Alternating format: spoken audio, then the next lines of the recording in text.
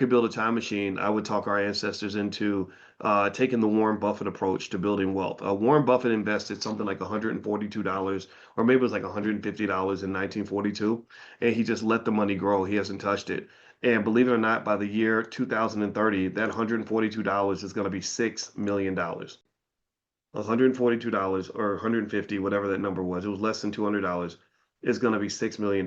So literally, if your great great grandparent could have come up with 150 bucks, or your family could have came up with 150 bucks in 1942, and just plop that money into an account and let it sit. Just let it sit. Just sat down, and I'm sure there was somebody, a predecessor to me, maybe somebody, maybe Dr. Claude Anderson's daddy in 1942, who could have told them these things.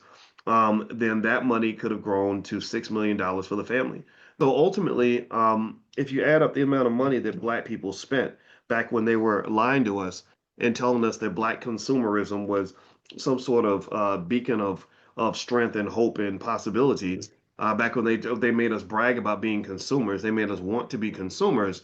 Well, if you take all that money that we spent being consumers and just took like 10% of the money we spent as consumers, 10%. I'm not talking about all of it. I'm talking about 10% of the money we spent as consumers.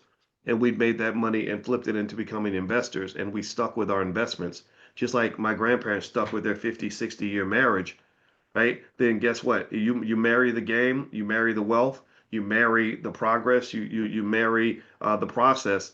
Then at some point you would see a massive fortune that builds from that. Just like when I was sitting by my mother's deathbed, and you're sitting there trying to find something positive to talk about.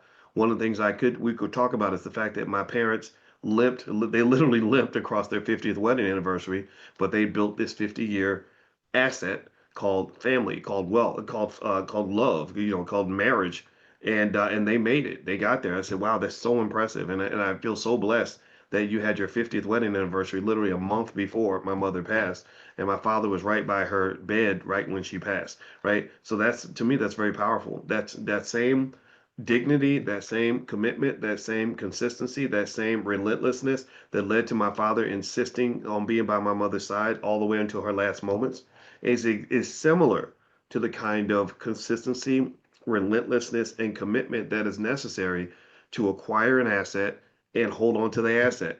That means ups and downs, richer for poor, sickness and in health. So you build that stock portfolio, you hold on to that damn thing.